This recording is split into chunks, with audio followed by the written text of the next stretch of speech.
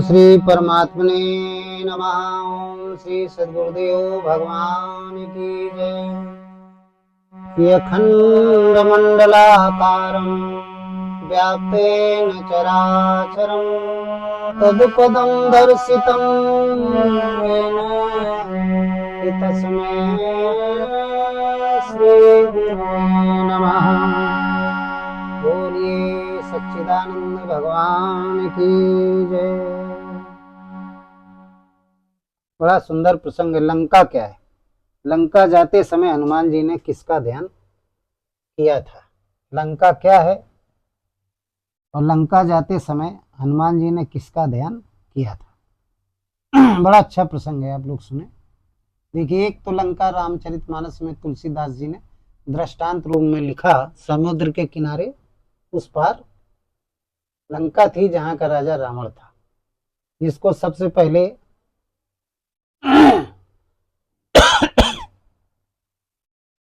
जो शिल्पकार देवता थे विश्वकर्मा जी, उन्होंने बनाया था शंकर भगवान के आदेश से पार्वती जी के लिए।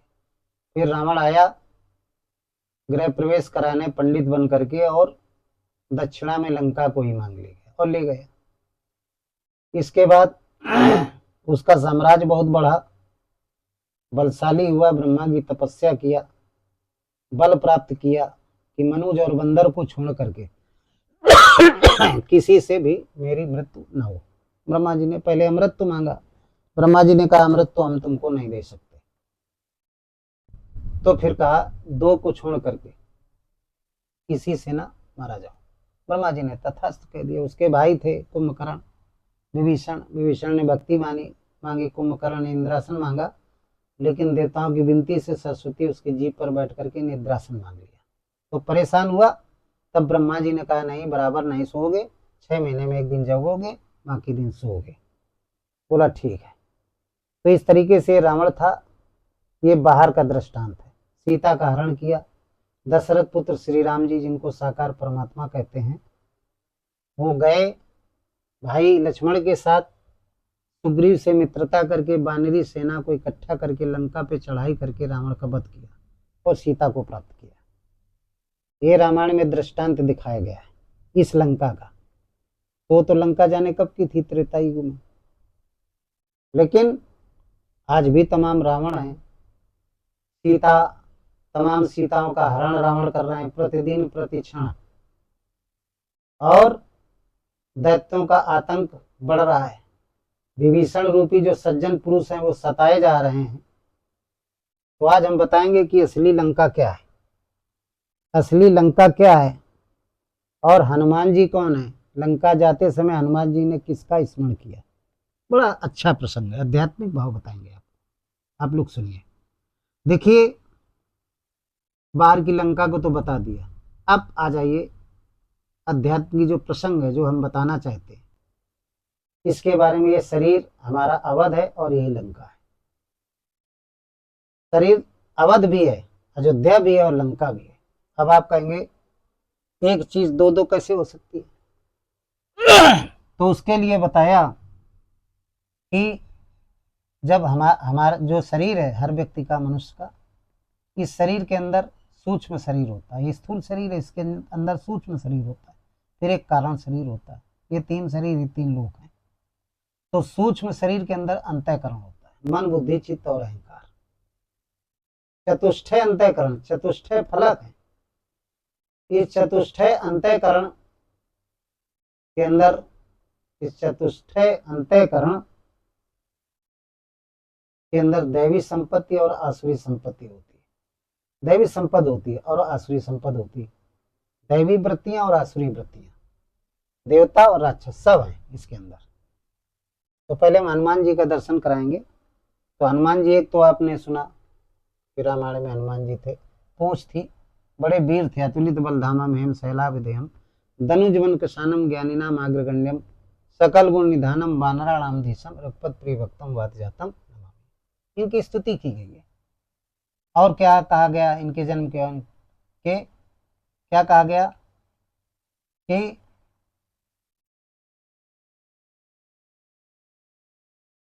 शंकर सुवन केसरी नंदन तेज प्रताप महाजगवंत। शंकर के सुवन थे, केसरी के नंदन थे, तेज और प्रताप महाजगवंदन थे। शंकर के पुत्र केसरी के नंद, केसरी के भी पुत्र थे, ये बताया गया। ये हनुमान जी थे। और पवन के भी पुत्र थे, पवन तनय बल पवन समाना। पवन के, इनके पिता 3 बताए गए, माता 1 बताई गई। अंजनी इनकी माता थी। तो ये पुराणों में बताया गया, लेकिन हम आपको बताएंगे, सारे भावों को बताएंगे हनुमान जी के बारे में। देखिए हनुमान जी कौन है। हनुमान जी, इनके पूंछ लगी थी, पूंछ लगी थी। बानर कहा गया है, बानर माने बंदर से अर्थ लगाया, लेकिन बानर माने होता है वन में रहने वाले नर। ऐसे नर जो वन में रहते हैं उनको क्या कहते हैं? बानर। वन में कौन रहता है? क्या वन मानुष नहीं, ऋषि महात्मा। अनाद काल, वैदिक काल और भक्ति काल में भी, आज भी रह रहे हैं, कलिकाल में भी वन में रहने वाले जो मनुष्य हैं वो साधु संत महात्मा योगी तत्वदर्शी सदगुरु, ये सब वन में रहते हैं। इन सभी को क्या कहते हैं? बानर कहते हैं। अब कहेंगे पूछ, पूछ क्या है?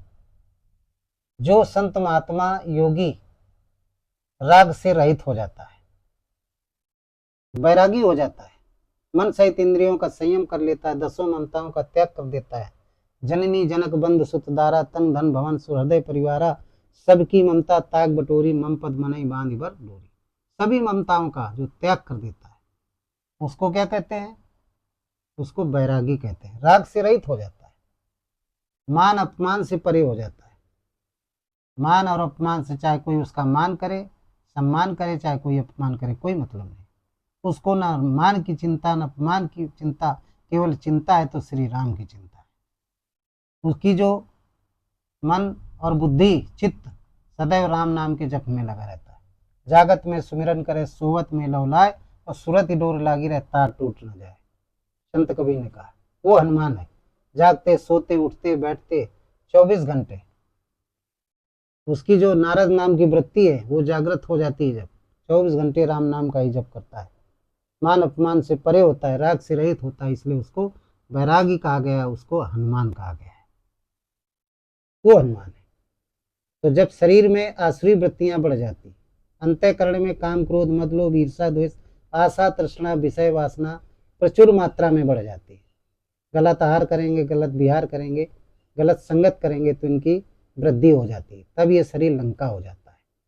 जब लंका हो जाएगा तो विवेक वैराग संदम तेज प्रज्ञा, जो 26 प्रकार की देवी संपद है, जिनसे 33 करोड़ देवताओं की उत्पत्ति हुई है, वो सब प्रसुप्त अवस्था में हो जाते हैं, काम क्रोध के अधीन हो जाते हैं। मोह रूपी रावण, काम रूपी मेघनाथ, क्रोध रूपी कुंभकर्ण, लोभ रूपी नारंतक, प्रकृति रूपी सूपनखा, ये जितने भी आसुरी वृत्तियां हैं ये सब राक्षस हैं। जब ये जागृत हो जाते हैं, प्रबल हो जाते हैं, जब चित्तवृत्ति गलत भोजन में रहेगी, रजोगुणी तमोगुणी भोजन करेंगे, सतोगुणी नहीं करेंगे, और रजोगुणी तमोगुणी संगत करेंगे, तो ये राक्षस जागृत हो जाते, होते सबके हृदय में। और जब जागृत हो जाएंगे तो इन सब का राजा कौन होता है? मोह। मोह सबका कमांडर होता है। मोह सकल व्याधीन से मूला, व्याधीन कर मूला, ते ते उपजत है बहु सूला। मोह रावण को कहते हैं। तब जब मोह उत्पन्न हो जाएगा तो फिर काम उत्पन्न हो जाएगा, फिर क्रोध उत्पन्न हो जाएगा, फिर लोभ उत्पन्न हो जाएगा, यानी मेघनाथ कुंभकर्ण नारंतक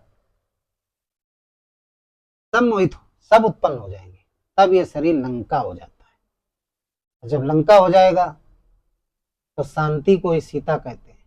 तो जिसके अंदर जिसका शरीर लंका हो जाता है उसके चित्त की जो शांति है वो नष्ट हो जाती है। उसको मोह रूपी जो रावण है चुरा लेता है, हरण कर लेता है, शांति का हरण हो जाएगा। दैवी संपत्ति प्रसुप्त अवस्था में हो जाती है। ज्ञान वैराग संदम तेज प्रज्ञा सब प्रसुप्त अवस्था में हो जाते हैं, क्षीण हो जाते हैं। मोह का साम्राज्य होता है, सीता का हरण हो जाता है। तब साधक क्या करता है? अवध बनाने के लिए, लंका को बनाने के लिए, लंका को अवध बनाने के लिए फिर वो शरीरधारी क्या करता है? सदगुरु के पास जाता है। जब सदगुरु के पास जाएगा, दीक्षा लेगा, गुरु उसको विधि बताएंगे नाम जप करने की। नाम निरूपण नाम यतन से सो प्रकट जी मूल रतन से। जब नाम का जप करने लगता है, गीतोक्त साधना करने लगता है, अचपा जाप करने लगता है, तब उसके अंदर दैवी संपत्ति जागृत होने लगती है। दैवी संपत्ति जो प्रसुप्त अवस्था में देवता पड़े थे, दुर्गा, काली, इंद्र, वरुण, अग्नि, सारे देवता जितने थे सब प्रसुप्त अवस्था में हो गए थे, क्षीण हो गए थे। उनकी पत्नियां जिनको देवी कहते हैं वो भी क्षीण हो गई थी। तो राम नाम का जप करोगे तो वो प्रबल होने लगती है, शक्तिशाली होने लगती है, पश्चिम वैखरी मध्यमा से सबल होने लगती है। और जब पश्चंती में जब पहुंचता है तो दोनों में युद्ध होने लगता है, युद्ध होने लगता है, सेना है, युद्ध होने लगेगा। परावाणी में राम की जागृति हो जाती है। तो परावाणी में जब पहुंचता है, लड़ाई होते होते, युद्ध होते होते, जप यज्ञ, जब युद्ध चालू हो जाता है, श्वास प्रश्वास का जप, जब राम नाम का जप करता है तो आश्री वृत्तियों का हवन होने लगता है। इसी को जप यज्ञ भी कहते हैं। और दैवी संपत्ति बढ़ने लगती है, राम की जागृति हो जाती है। लास्ट में रावण बचता है मोह रूपी। जब राम की जागृति हो जाएगी तो फिर मारा जाता है। लेकिन इसके पहले हनुमान जी बैरागवान, बैराग को हनुमान जी कहते हैं। जब आप राम नाम का जप करेंगे तो बैराग, सबसे पहले बैराग, जो बैराग रूपी वृत्ति वो जागृत होगी, जिसको हनुमान कहते हैं। और जब बैराग रूपी वृत्ति जागृत होगी और प्रवेश करेगी, सबसे पहले बैराग्य तो होता है जब आप उलझन में पड़ जाते हैं, तमाम समस्याओं में पड़ जाते हैं, तो आपको पत्नी से भी बैराग हो जाएगा, पुत्र से भी हो जाएगा और परिवार से भी हो जाता है। कोई आपकी मदद नहीं करेगा तो आपको बैराग हो जाएगा। जो राग लगा था संसार में, व्यक्ति कहने लगता है अरे सब बेकार है, संत हो जाए, घर द्वार छोड़ दे।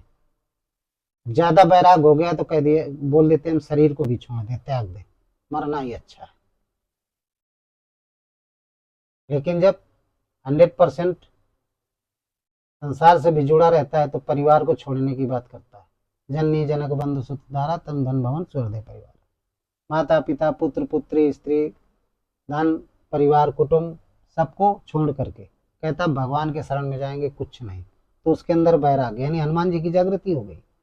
और जैसे जागृति हनुमान जी जब प्रवेश करते हैं लंका में इस शरीर में, राम नाम जप में, तो किसका स्मरण करते हैं?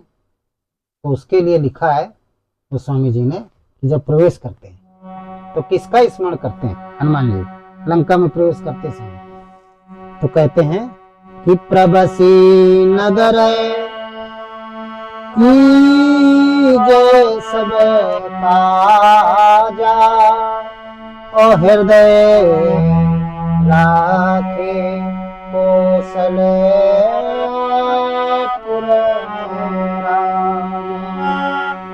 प्रबसी नगर की जय सब काजा हृदय राखे कौशल राजा। प्रबसी नगर की जय सब काजा। जब लंका रूपी शरीर में, जब लंका शरीर बन गया था स्वयं का शरीर, जब उसमें बैराग रूपी वृत्ति प्रवेश करती है, राम नाम, बैराग जागृत हो जाता है, हनुमान जी जागृत हो जाते हैं। हनुमान जी जब प्रवेश करते हैं, बैराग रूपी वृत्ति जब प्रवेश करती है तो सबसे पहले किसका स्मरण करती है? बैखरी विधि से राम नाम। प्रवसी नगर कीजिए सब काजा हृदय राखी कौशलपुर राजा। राक्षसों को मारना है तो राम नाम का स्मरण हनुमान जी करते हैं। यही बैराग रूपी वृत्ति भगवान का स्मरण करती है। तमाम मिलते हैं, सबका संहार करते हुए जाती है। तो ये लंका जब शरीर में आसुरी वृत्तियां बढ़ जाती हैं तो ये शरीर ही असली लंका हो जाती है। और बैराग ही हनुमान जी हैं। बैराग नाम की जो वृत्ति है वो हनुमान है, बैरागवान पुरुष ही हनुमान है। और जब राग से रहित हो जाता है तो उसके लग जाती है पूछ। भाई किसी प्रकार की कोई कामना नहीं, सबके आप काम कर रहे हो, आप बदले में कुछ नहीं ले रहे हैं। उदाहरण के लिए आप किसी फैक्ट्री में ड्यूटी कर रहे हैं, किसी के यहाँ काम कर रहे हैं और कोई तनख्वाह न ले, तो जिसके यहाँ कर रहे हैं वो तो पूछेगा ही पूछेगा, संसार आपको पूछने लगेगा, क्योंकि आप राग से रहित हैं। कोई इच्छा नहीं, कोई कामना नहीं, कामना रहित है, राग रहित है, तो आपके पूंछ लग जाएगी। तो अध्यात्म की पूंछ लग जाती है, जिसको पुराणों में बता दिया गया है कि उनकी पूंछ लगी थी। वानर माने होता है ऐसे नर जो वन में रहते हैं। वन का मतलब होता है एकांत। एकांत एकांत में रहते हैं, अपने मनमय कोष में गृहस्थ में रहते हुए भी विचार नहीं आने देते। अपने आप को समझते हम नौकर हैं इस गृहस्थ रूपी फैक्ट्री के। 7-8 घंटे काम किया, इसके बाद मतलब नहीं, लाभ हुआ, ज्ञान हुआ, जो मिला वेतन घर वालों को दे दिया।